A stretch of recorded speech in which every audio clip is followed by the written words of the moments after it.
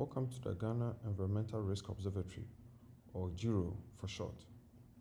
This is an open observatory for monitoring environmental risk across Ghana that includes flood, drought, erosion, land cover, urban heat.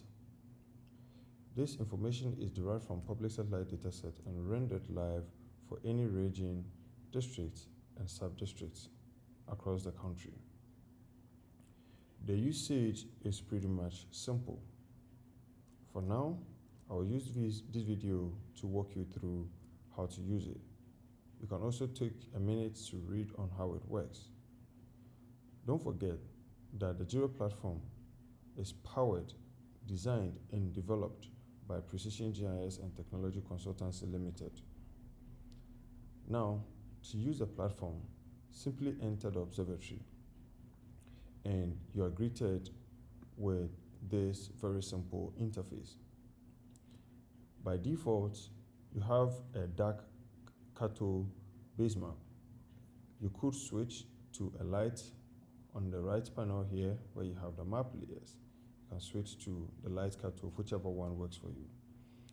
Whilst here, you can also check sub-district layers, check district layers or uncheck district layers, and region layers as well. So for now, I'll keep it simple by maintaining the region layers. And you realize that when I hover on it, I get the region and any other thing that shows, all right? Now, this is what I can do. Whilst I jump onto the platform, the very first environmental risk that I see is flood. So I can switch in between erosion, I can switch in between drought, land cover, and urban heat. On flood, the current layers that I have available is the flood risk, which is a composite flood risk. I also can have the active flood, where the source is actually from Sentinel, flood susceptibility, which is actually coming from the hydro height above nearest drainage, and we have recent flood driver, which is basically rainfall. You can also run through the other environmental risk and then see how they work, and of course the layers available. We have the Russell soil loss for erosion, and we have the main driver being terrain. We have the drought layer as well, which we are looking at the Palmer's Drought Severity Index and NDVI. On land cover, we are looking at basically the land cover data from Google Earth Engine, right, which is the source is basically from Dynamic World. And then we have the urban heat, which is also coming from Google Earth Engine, where we are simply using the land surface temperature and not air temperature. And the source is basically Moody's Terra.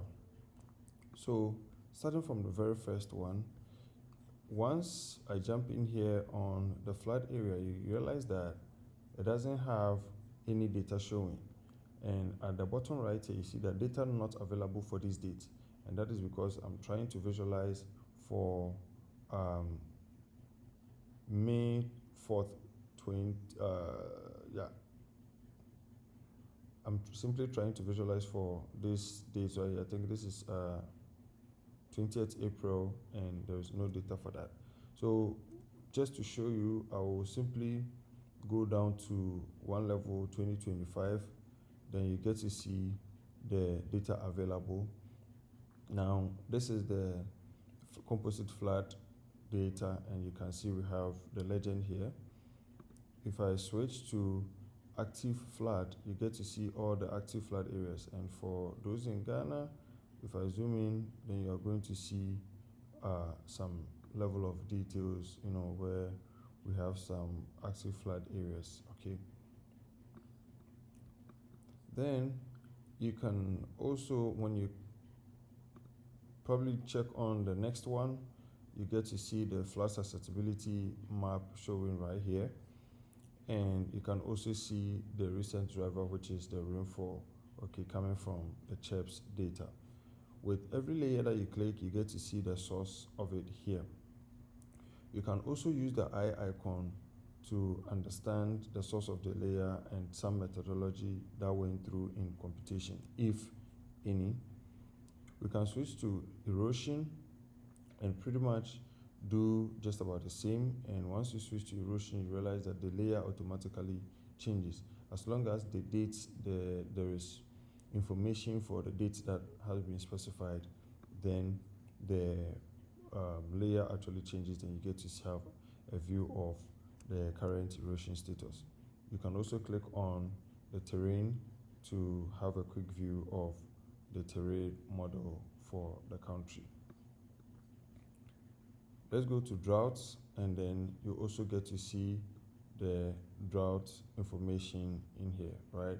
And currently we do not have droughts for this date, so what I'll do is that I'll come down to, let's say, 2024, and then you can see that moving down from 2024, if I go to 2023, you get to see all of these drought information, which is super nice. And of course, the main driver arguably maybe NDVI, and so you can also look at NDVI information directly on the platform across the various regions, districts or sub-districts of the country.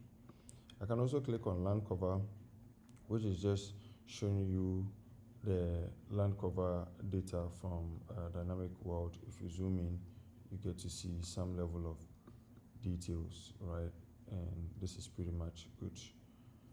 Then the urban heat, which we are looking at, land surface temperature.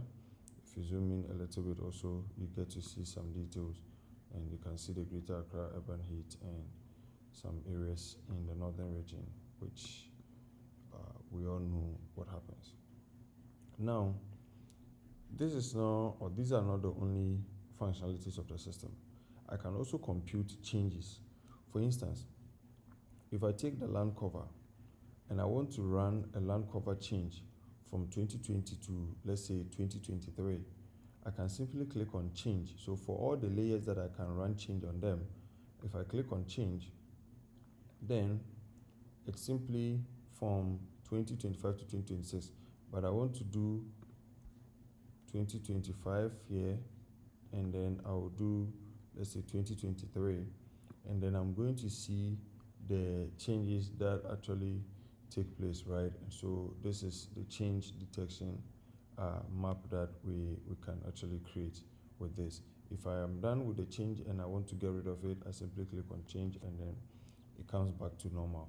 You can do the change for I think two things. You can do the change for the flood, you can do the change for land cover, you can do the change for urban heat island. The droughts and the erosion are pretty much static, unfortunately. Yeah. Now, I can also do a district or admin to admin comparison. First, I can, if I click on, let's say, Western region, if I want to compare maybe Ashanti to Greater Accra or Ashanti to Western region, let's say I'll choose Ashanti. And over here on the left panel, you can see here computing zonal statistics. So the system will basically compute the zonal statistics for urban heat island for Ashanti region for me, and it will give me the land surface temperature breakdown, from the various months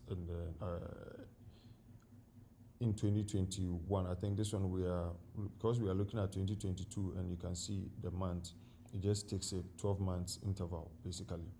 So that is what you get, and so you get to see urban heat island 2022, and then for this date right here. Now, I can do a multi-regional assessment or multi-regional comparison. If I click on add Ashanti to comparison, then what I will do is that I'll add another district to comparison. I can simply come here maybe to Greater Accra, and if I click on Greater Accra and I come here and I add Greater Accra to the comparison, then I get this very simple info area here that is drawing the comparison between the mean land surface temperature, the maximum land surface temperature, 95th percentile land surface temperature, and then the area covered.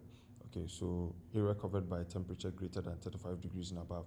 You can see that we have more areas in Accra covered by temperatures greater than 35 degrees and above than in Ashanti region.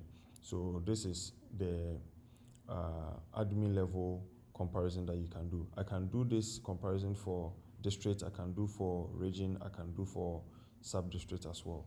So ladies and gentlemen, this in brief is how to use the GERO platform, the Ghana Environmental Observatory Risk. Feel free to reach out to Precision GIS and Technology Consultancy if you have any questions, if you have any contribution, if you want to support us with hosting and other infrastructure to possibly see if we can scale this across Africa, then that is good. We are open to having any discussion. Thank you and enjoy. Bye.